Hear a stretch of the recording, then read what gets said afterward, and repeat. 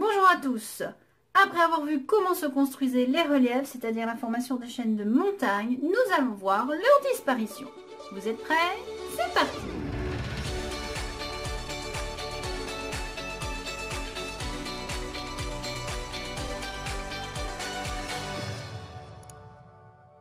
Dans un premier temps, l'épreuve de la disparition des reliefs, puis les mécanismes à l'origine de la disparition des reliefs, puis les phénomènes tectoniques liés à la disparition des reliefs, et enfin, le cycle des roches. Voici le programme. Donc, en premier lieu, l'épreuve de la disparition des reliefs. Si on étudie la carte des reliefs de France, on s'aperçoit qu'on a plusieurs massifs montagneux. Quand vous êtes à l'école primaire, vous apprenez donc deux sortes de reliefs, les plaines et les montagnes. Et toujours au primaire, vous apprenez qu'il y a deux catégories de montagnes. Les montagnes anciennes, ici en rose, à savoir le massif armoricain, les Ardennes, les Vosges, les petites montagnes du Morvan, le massif central, et dans les montagnes plus récentes, le Jura associé aux Alpes, à la Corse et les Pyrénées. Alors, parfois on apprend les Jura comme des montagnes anciennes, parfois on les apprend comme des montagnes récentes. Vous allez voir qu'en fait, c'est pas forcément évident. Tout va dépendre vraiment de l'âge des roches qu'on rencontre dessus et de l'histoire géologique de l'ensemble du secteur. Si on prend la carte géologique, en tout cas un extrait de la carte géologique du massif armoricain, nous avons donc ici l'extrait sud, c'est-à-dire cette zone-là, hop, qui est représentée là. Alors, sur une carte géologique, vous le savez, chaque couleur correspond à une catégorie de roches et à un âge. Et en général, les roches rouges et roses sont souvent des roches cristallines, c'est-à-dire des roches d'origine magmatique ou métamorphique. Si on étudie l'échelle géologique associée à cette carte, on va donc retrouver en rose, légende des baies, des roches sédimentaires et métamorphiques qui datent d'il y a 1 milliard d'années. Nous allons retrouver du rouge, les granites, roches magmatiques qui datent d'il y a 359 millions d'années. Et nous allons trouver beaucoup de roches sédimentaires métamorphiques, schistes et micaschistes, qui vont de 488 à environ 300 millions d'années. Ces roches donc sont principalement visibles, donc le granit ici, le sédimentaire métamorphique partout, là encore une fois. Et vous voyez que nous avons très peu de roches sédimentaires récentes, à savoir le jaune, ici, là, c'est-à-dire environ 60 millions d'années. Nous sommes donc dans le Cénozoïque, le tertiaire. On a donc essentiellement des roches d'une période très ancienne, et en plus des roches cristallines. Et là, on va faire appel à nos connaissances des chapitres précédents. Nous avons ici des roches très anciennes, majoritairement cristallines. Nous sommes dans une chaîne de montagnes. Et on peut donc supposer que c'est une chaîne ancienne. Et l'étude des profondeurs du Meaux le confirme. Nous sommes ici dans des profondeurs qui vont aux alentours de 30-32 km. Nous sommes donc ici, à cet endroit, dans la racine crustale d'une ancienne chaîne de montagnes, puisque nous sommes à une profondeur quasi égale à celle de la croûte continentale. C'est pour ça que nous observons en surface des reliefs complètement aplatis, puisque cette chaîne de montagne a eu le temps de s'éroder. Si on compare ces reliefs à ceux des Alpes, vous voyez tout de suite, on a des reliefs beaucoup plus élevés, nous sommes dans une chaîne de montagne récente. En plus, l'étude des roches sur le terrain nous permet de voir, si on retrace la carte géologique du secteur, que nous avons principalement du sédimentaire, tout ce qui est bleu, vert, jaune, et très peu de cristallins visibles en surface, le rouge ici. Si je reprends l'échelle des temps géologiques associée à la carte des Alpes, vous voyez qu'effectivement, le cristallin, j'en ai pas beaucoup, qui date de 300 millions d'années. Par contre, j'avais beaucoup de jaune, de bleu, de vert, et nous sommes ici dans le tertiaire et fin du secondaire. Donc nous avons ici une chaîne de montagnes principalement constituée de roches sédimentaires et hautes en altitude. Nous sommes donc ici dans une chaîne qui s'est formée récemment. Si on réalise une coupe topographique, c'est-à-dire une coupe permettant de voir le relief, si on la fait traverser deux chaînes de montagnes ici, donc le massif central et les Alpes, on s'aperçoit qu'effectivement nous avons un relief nettement différent, c'est-à-dire élevé pour les Alpes et aplati pour le massif central. Alors vous allez me dire, pas complètement aplati, on est quand même dans les 800-900 mètres d'altitude. Oui, alors je vous dirais que le massif central c'est particulier, il s'était aplati, mais quand les Alpes se sont formées, en raison de la racine crustale des Alpes, il y a eu donc formation d'une grosse racine en profondeur qui a provoqué un déplacement de l'asténosphère sur le côté. Cette asténosphère, il a bien fallu qu'elle trouve de la place et elle a repoussé la croûte continentale au niveau du Massif central, et c'est pour ça que le Massif central est remonté une deuxième fois en altitude. Si en parallèle de l'étude du relief, on fait une étude de la profondeur du Moho, on voit tout de suite par rapport aux isobates du Moho, c'est-à-dire les lignes de même profondeur, qu'effectivement ici, on a un pic qui se passe en profondeur, on a une pointe, on monte jusqu'à 50 voire 60 km de profondeur sous les Alpes, alors que sous le Massif central, on ne dépasse pas les 29-30. Et donc si on dessine en parallèle le relief et la profondeur de la racine crustale, on voit donc bien la symétrie qui s'opère entre présence d'un relief et présence d'une racine. Ici, nous avons un relief presque aplati et nous avons donc une racine crustale qui a quasiment disparu. Ainsi, sur une carte géologique, on peut rapidement repérer les montagnes récentes et les montagnes anciennes. Les montagnes anciennes donc sont principalement constituées de massifs cristallins. C'est l'intérieur de la racine crustale qui est arrivé en surface puisque tout le haut a été érodé. Et ici, donc, également, le massif armoricain. Alors que les chaînes récentes, comme les Alpes, les Pyrénées, vous voyez que la proportion de massifs cristallins en rouge est beaucoup plus faible, puisque nous avons majoritairement des roches sédimentaires. Donc, le Jura se trouve au nord des Alpes, et ici, nous avons les Vosges. Et vous voyez que les Vosges, j'aurais dû les faire en rouge parce que c'est un massif ancien. Et vous voyez qu'il a été fracturé. Il y a une plaine qui s'est mise en place au milieu du massif des Vosges. C'est le fameux fossé rhénan. Donc ici, au niveau des cartes géologiques, on peut voir qu'effectivement, il y a eu érosion de relief, c'est-à-dire disparition des sommets des montagnes, jusqu'à ce qu'on puisse voir la racine crustale dans le massif central, dans le massif armoricain. Alors les données thermochronologiques, ce sont donc des données qui nous permettent de reconstituer l'histoire d'une chaîne de montagnes. Et globalement, au niveau d'une chaîne de montagnes, on peut dessiner une courbe représentant l'évolution de l'altitude en fonction du temps. Donc globalement, qu'est-ce qui se passe? Il y a une surréaction, c'est-à-dire la mise en place, la montée de la chaîne de montagne. Alors pourquoi cette partie de la courbe est en pointillé? Parce qu'au fur et à mesure que la montagne monte, elle subit l'érosion, donc elle disparaît au fur et à mesure qu'elle monte. Donc on peut estimer, grâce aux études de thermochronologie, la taille maximale que pourrait obtenir une chaîne de montagne, et ensuite on peut estimer au cours du temps la vitesse de diminution de l'altitude et dessiner donc ce profil. Alors ça va se faire grâce à l'estimation des volumes de sédiments issus de l'érosion des différentes chaînes de montagne et surtout par l'estimation des volumes restants des chaînes. Si on sait à peu près combien de sédiments ont été enlevés et quel est le volume actuel de la chaîne, on peut retrouver toute son histoire. Ainsi, on va envoyer en mer au niveau des bassins. Donc ici, je vous rappelle que vous avez le Rhône, donc ici, qui est rejoint par la Saône, qui brasse les sédiments provenant de cette partie de la chaîne de montagne. Ces sédiments vont être transportés jusqu'à la Méditerranée et grâce à des bateaux équipés de sonars, on va pouvoir estimer l'épaisseur de différents sédiments et on va voir donc des zones qui font 4000 mètres ou 8000 mètres d'épaisseur. On va se mettre sur un autre bassin versant, l'autre partie des Alpes qui elle est érodée et drainée par le Pô, et le Pô donc va libérer tous ces sédiments dans cette partie de la mer, donc la mer Adriatique, et nous allons pouvoir mesurer l'épaisseur des sédiments grâce au bateau sonar. Et ainsi, le volume estimé de roches sédimentaires déposées dans la mer divisé par la surface actuelle des Alpes va nous donner finalement l'épaisseur qui a été enlevée des Alpes. Alors les bateaux ont estimé entre les deux mers, c'est-à-dire les bassins versants des deux fleuves Rhône et Pô, 1 255 160 km3 de sédiments au fond de la mer. La surface actuelle des Alpes est de 179 666 km². Ce volume donc de sédiments était à l'origine réparti sur cette surface.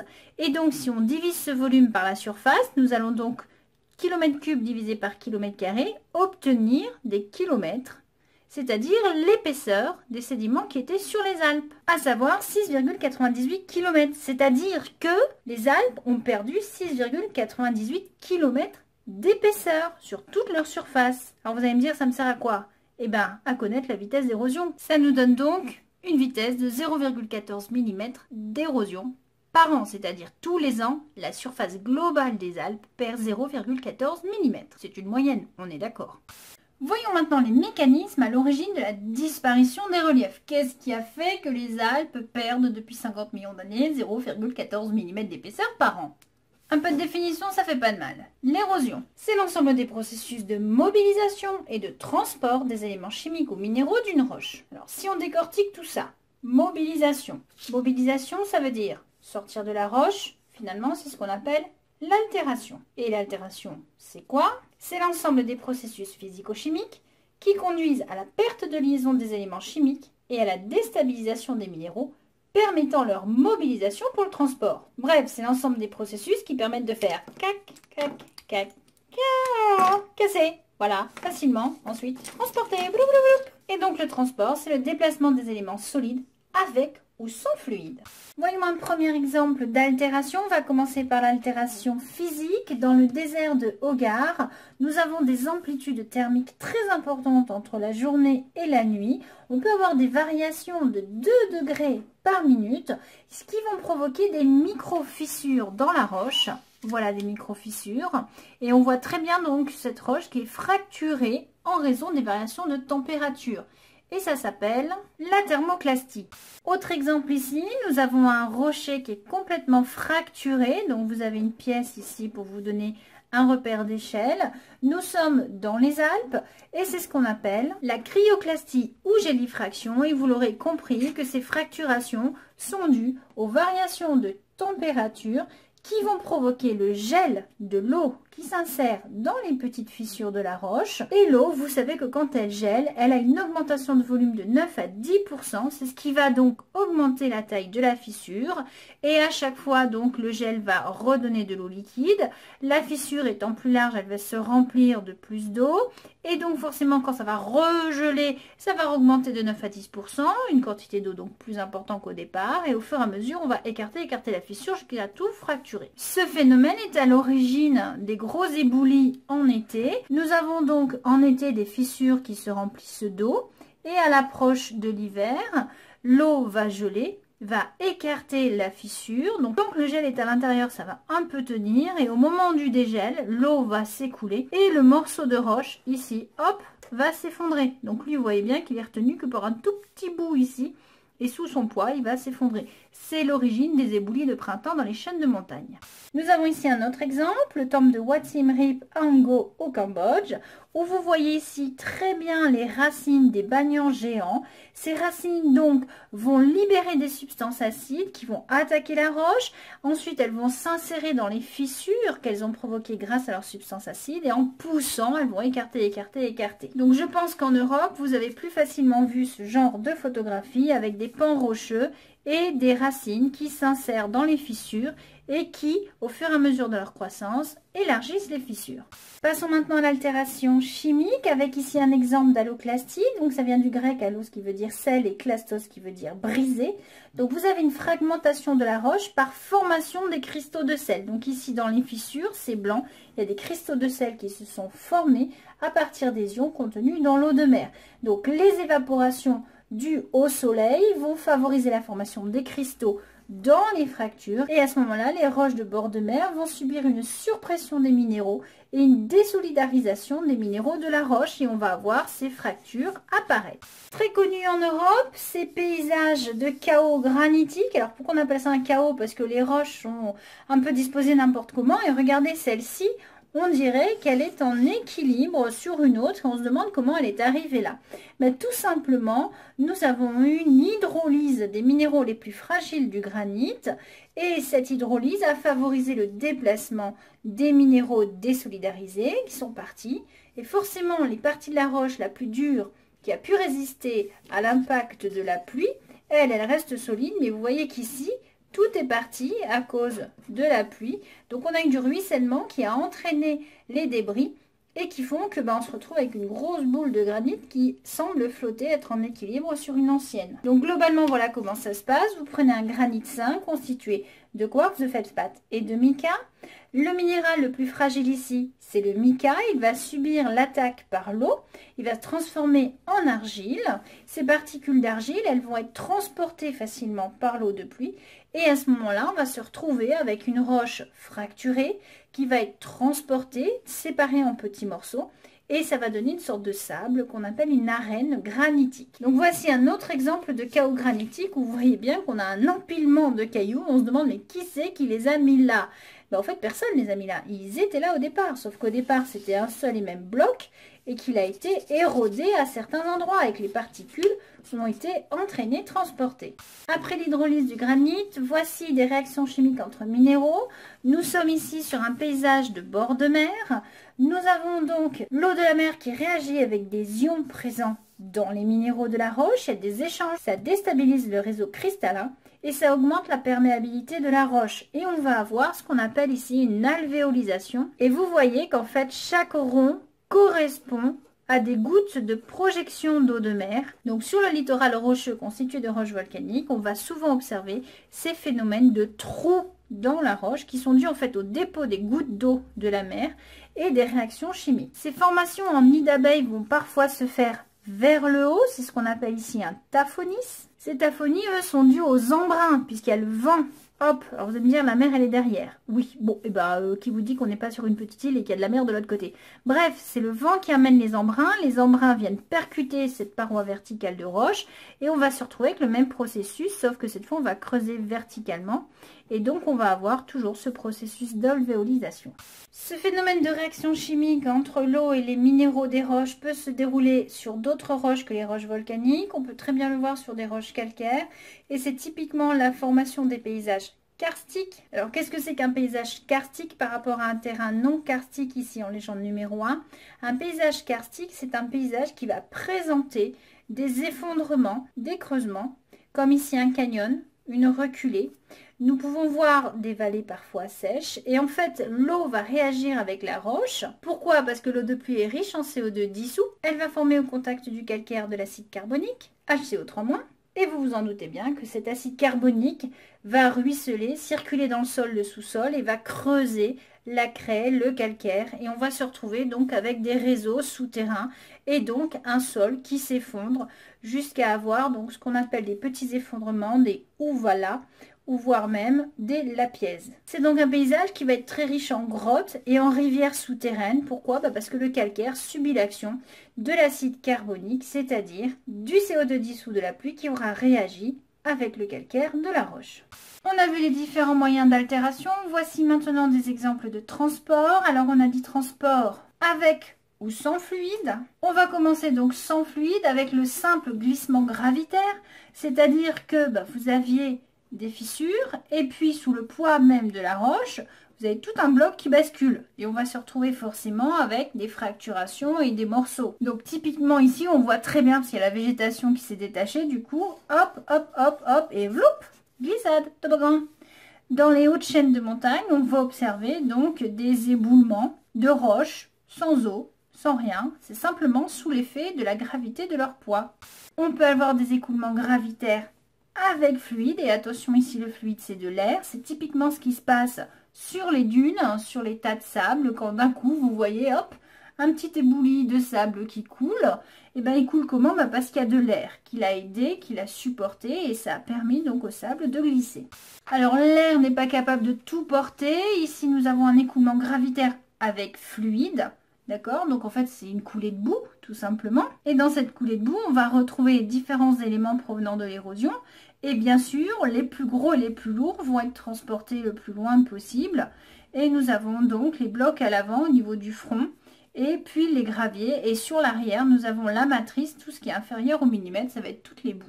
Donc là, nous sommes encore dans le cas des écoulements gravitaires, c'est-à-dire sous l'effet de la gravité. Nous voyons maintenant un écoulement d'un fluide propulseur, ici l'air. Et là, nous avons donc typiquement un paysage d'érosion éolienne sur les contreforts occidentaux du Djebel.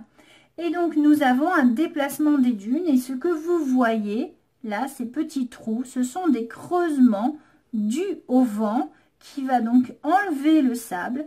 Et ces figures sont donc verticales et elles sont typiques d'une érosion par le vent. Un autre exemple d'érosion par fluide propulseur que vous avez appris en géographie, ce sont les déserts. Et dans les déserts, il y a des paysages particuliers qu'on appelle des regs. tous les grains de sable ont été enlevés et il ne reste que des cailloux par terre. Alors bien sûr, les différents éléments solides vont être transportés en fonction de différents paramètres. Ça va être leur taille et la vitesse du vent. D'accord? Donc nous allons avoir en suspension les particules qui font moins de 100 micromètres d'épaisseur. Les particules qui font entre 50 et 500 micromètres vont faire ce qu'on appelle une saltation. Elles vont sauter, elles vont rebondir. Et par contre, les grosses particules de 500 à 2000 micromètres d'épaisseur, elles vont plutôt faire de la reptation. L'eau est également un fluide propulseur. Vous avez donc sous l'effet de la pluie, détachement des éléments qui vont être transportés, qui vont finir par se déposer ailleurs. Donc typiquement, ça va être ça. Voilà, une méga giga coulée de boue sous l'effet de la pluie. Donc nous avons ici le cône de déjection. Donc petit schéma d'interprétation, nous sommes sur les flancs de la montagne, c'est ce qu'on appelle le bassin de réception. Nous avons érosion dans cette zone, puis un chenal d'écoulement avec érosion et transport. Bah oui, si les particules elles sont transportées par l'eau, elles vont bouger, elles vont se cogner les unes aux autres, elles vont donc s'éroder en même temps d'être transportées. Et arrivées au bout, elles vont donc s'étaler dans un cours d'eau par exemple permanent. Et on va avoir le fameux cône de déjection. Alors comment savoir si une particule est érodée ou transportée? Hjulström a mis en place un diagramme après différentes études en fonction de la vitesse du courant en centimètres par seconde et de la dimension des particules. Donc, 3 possibilités. Si vous êtes une particule d'1 millimètre, si vous subissez une vitesse de courant de 1 cm par seconde, vous êtes trop lourd, vous êtes déposé. Si ce courant est un petit peu plus fort, 10 cm par seconde, vous allez pouvoir être transporté. Donc, si la vitesse est faible, vous serez déposé. Si la vitesse du courant est plus forte, le courant est plus puissant, il va pouvoir vous déplacer. Si par contre le courant est vraiment très fort, par exemple ici 100 cm par seconde, voire 1000 cm par seconde, là vous êtes dans une zone où vous allez subir de l'érosion. Bah, pourquoi? Parce que vous allez vous cogner contre toutes les particules qui sont transportées dans tous les sens, parce que ça coule très vite. Donc ici, en fonction de la dimension des particules et de la vitesse du courant, votre particule va soit se déposer, soit être transportée, soit être érodée. Donc forcément, au cours du trajet dans une rivière, une même particule peut subir les 3 phénomènes en fonction de la vitesse du courant. En général, dans les gorges, au départ, où c'est assez en pente, ça coule fort, les particules subissent de l'érosion. Plus elles avancent, plus la pente de la rivière diminue, elles subissent un simple transport jusqu'à ce que la vitesse ralentisse suffisamment dans les plaines pour arriver au dépôt. Maintenant que vous êtes des pros, on va voir quelques petits paysages, des exemples de formation, de paysages en raison de l'érosion et du transport. Donc ici, typiquement le cas granitique dont on a parlé. Donc au départ, vous avez un massif granitique qui va subir une fissuration en raison de l'eau de pluie de ruissellement. Progressivement, l'altération va se mettre en place. On va avoir donc une arène granitique qui se met en place, c'est-à-dire du sable provenant de l'attaque du granit par l'eau de pluie, les micas se transforment en argile, tout se désolidarise. Souvenez-vous, mes petites pièces de Lego, tout se détache. Et comme si ça ne suffisait pas, il continue de pleuvoir et à ce moment-là, la pluie va dégager l'arène granitique et on va avoir donc mise à nu, mise à jour des gros blocs qui, eux, ont résisté. Parfois, on peut arriver à ce genre de paysage avec ce qu'on appelle les cheminées de fées. Et donc, vous vous promenez et qu'est-ce que vous voyez? Un espèce de bloc en équilibre sur une colonne d'argile, puis vous vous demandez, mais comment il est arrivé là-haut celui-là? Alors une époque, on disait c'était la magie, c'est pour ça qu'on appelle ça les cheminées de fées, parce qu'on pensait que c'était la porte et que c'était le tunnel pour les fées qu'elles allaient dans la terre. Oui, bon, mon œil. Voici l'histoire, de gauche à droite, des cheminées de fées. Vous avez au départ un massif avec beaucoup de cailloux et de l'argile. Il pleut, les cailloux jouent le rôle de chapeau, de parapluie, ça va s'éroder tout autour de chaque chapeau, ça va se creuser et au fur et à mesure de la pluie, eh ben, nos cheminées de fées vont se former puisque les cailloux vont continuer de jouer leur rôle de parapluie et vont protéger l'argile qui est juste sous eux et forcément tout ce qui est autour va être érodé sauf ce qui est protégé par le caillou. On va donc obtenir à la fin ce caillou qui sert de parapluie. L'eau va tomber sur le caillou qui va protéger la colonne. Bon, d'accord, ça va ruisseler un petit peu. D'accord, ça va creuser un petit peu, mais quand même beaucoup moins que si on n'avait pas ça en protection. Donc, il arrivera un moment où, oui, vous voyez ici, c'est un peu plus fin. ça va s'effondrer, ça va se casser. Ce n'est pas éternel. Donc globalement, les étapes de l'érosion d'une chaîne de montagne. Vous avez une chaîne de montagne haute qui va subir une première altération de transport. On va avoir creusement, c'est ce qu'on appelle les gorges. Donc ici, un paysage des gorges de l'Ardèche. Sauf qu'au fur et à mesure que la pluie tombe, que la rivière coule, tout est érodé, déblayé. On transporte, on enlève de la matière. On va progressivement avoir ce qu'on appelle une vallée en V qui va se former. Alors en V, pourquoi? Parce que les pentes sont plutôt douces et quand ça forme effectivement un V avec la rivière qui coule au milieu et qui transporte. Plus ça va, plus la vallée s'élargit. Pourquoi? Parce que nos petites chaînes de montagne, elles continuent de subir l'érosion, mais forcément, si elles subissent l'érosion, tout ce qui se détache, coule dans la vallée, va être transporté. Donc là, hop, on diminue en altitude sur les côtés. Et comme on creuse également les flancs, on écarte les limites de la vallée, puisqu'on creuse. D'accord? Donc progressivement, notre vallée en V s'élargit. Et on va finir par obtenir au bout d'un certain temps ce qu'on appelle une pénéplaine, c'est-à-dire une plaine qui provient donc de l'érosion totale d'une chaîne de montagne, avec au milieu une rivière qui fait ses méandres, qui a toute la place pour circuler. Vous voyez qu'il n'y a quasiment plus de relief. Voyons rapidement les quelques phénomènes tectoniques qui vont donc être liés à la disparition des reliefs. On va avoir forcément, suite à la formation de la chaîne de montagne, et à son érosion, on va avoir un rééquilibrage isostasique. Je vous rappelle que notre chaîne de montagne est constituée de croûte, qu'elle est en équilibre, qu'elle flotte sur le manteau. Et nous allons donc avoir une érosion, c'est-à-dire qu'on enlève de la matière. Or, comme sur tout élément qui flotte, par exemple dans de l'eau, quand on enlève du poids, ça remonte. Prenez un bateau, vous mettez 3000 personnes dessus, vous enlevez 1500 personnes, le bateau, il s'enfonce moins. Donc si vous enlevez une épaisseur en surface, forcément, ça va remonter dessous. Donc, la racine crustale diminue d'une certaine épaisseur. Elle n'a pas disparu, cette matière. Cette matière qui était là avant, maintenant, elle est là, elle est ici. D'accord? Sauf qu'avant, quand il y avait encore celle-là, elle était plus basse parce que c'était plus lourd. Mais comme on enlève ça, ça remonte. Et donc, au fur et à mesure qu'on enlève de l'épaisseur, la racine crustale, elle remonte. Donc, les éléments les plus profonds, ceux qui étaient là au début, et qui étaient donc profonds, imaginez un petit bonhomme là. Il veut voir les massifs de roches qui sont là. Il va falloir qu'il creuse. Et s'il revient quelques 50 millions d'années plus tard, les blocs de roches cristallines, là, on les voit, elles approchent de la surface. Et on va pouvoir les voir plus facilement. Voilà pourquoi, quand on étudie les chaînes de montagnes anciennes, comme ici le massif armoricain en début de vidéo, on va voir principalement des massifs cristallins, granitiques ou métamorphiques, qui eux se trouvaient dans la racine crustale. On en revient à notre courbe qui nous montre l'évolution de la chaîne de montagne au cours du temps.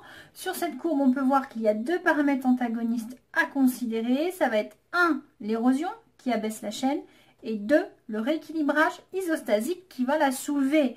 Au fur et à mesure qu'on érode, on allège, donc ça remonte. On considère que l'érection de la chaîne ne dure que quelques millions d'années à peine, soit 2 à 5 millions d'années. Dans la dernière phase de l'érection de la chaîne, on peut dire que le taux d'érosion est égal au taux de soulèvement. C'est pour ça qu'on ne voit pas la dernière partie sur la courbe, parce qu'elle est érodée en fait. Mais comme l'érosion est égale au soulèvement, la chaîne ne semble pas modifier son altitude. Ce qui veut dire qu'on estime qu'à la fin de cette phase, pour une surérection absolue de 6000 mètres, il y a eu l'équivalent de 1000 mètres d'érosion. La surface de la chaîne se trouve donc à 5000 mètres d'altitude. L'érosion sera plus efficace sur des reliefs jeunes et accentués, on est d'accord, bien pointus, dirigés vers le haut, que sur des reliefs plus vieux, aplanis. Vous êtes tout arrondi, vous êtes tout plat, l'eau, ça n'a pas beaucoup d'action. Vous êtes bien pointu. Ouais, des belles surfaces au vent, à la pluie, vous subissez tout, vous êtes érodé. Ce qui veut dire que le taux d'abaissement sera plus élevé au départ et qu'il décroîtra progressivement avec le temps. Ça veut dire quoi? C'est pour ça que la pente, elle diminue progressivement et pas brutalement. Forcément, plus vous avez de relief, plus vous érodez vite, mais il arrive un moment où vous n'avez plus rien à éroder. Donc la vitesse d'érosion, elle diminue. Je vous donne un exemple. Je vous sors un Very Parfait au McDonald's, double caramel chantilly. Vous en avez une tonne à bouffer. Vous vous ruez dessus, vous avalez de grosses cuillères. Sauf qu'au bout d'un moment, il n'y reste plus beaucoup. Donc, qu'est-ce que vous faites? Vous économisez. Vous mangez un peu moins vite. Et la vitesse de dégustation ralentit. Pigé là? On continue. Alors, il faut savoir que le rééquilibrage isostasique par rapport à l'érosion se fait dans une proportion de 4/5. Vous enlevez 5, et comme vous allégez, ça remonte de 4. Vous allez dire, c'est chiant, on va jamais s'en sortir. Bah ouais, mais c'est comme ça. Donc dans notre cas ici, le taux initial d'érosion de la chaîne est évalué à 1 mètre pour 1000 ans. Ce qui donne un taux net d'abaissement de la chaîne de 200 mètres par an, soit une érosion de 1000 mètres et une remontée de 800 mètres si on respecte le rapport 4/5. Mais le rythme de l'érosion diminue avec l'aplatissement progressif des reliefs et la courbe montre très bien qu'après 15 millions d'années, la surface s'est abaissée à la moitié de sa hauteur initiale. Et ainsi, le taux net d'abaissement de la surface y est de 100 mètres par million d'années. Après 30 millions d'années, la surface est abaissée au quart de la hauteur initiale avec un taux d'abaissement net de 50 mètres par million d'années.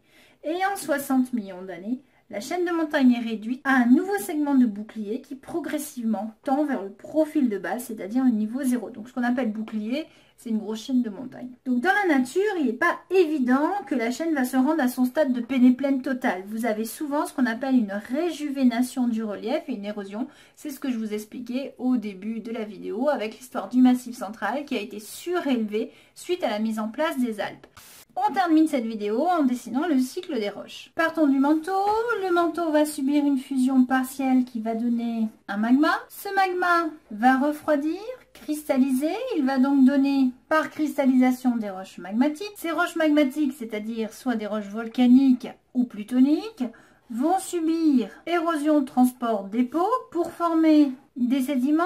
Ces sédiments, eux, vont former des roches sédimentaires par un processus qui s'appelle la diagénèse. Alors ce phénomène, vous ne le verrez pas au lycée, mais plutôt à la fac, pour ceux qui continueront leurs études en fac de biogéologie. Ces roches sédimentaires ne sont pas à l'abri, elles aussi, de l'érosion, du transport et du dépôt pour redonner des sédiments. Et ces roches sédimentaires peuvent subir des variations de chaleur, de pression et vont former quoi? Des roches métamorphiques. On peut obtenir des roches métamorphiques également par modification de chaleur-pression des roches magmatiques.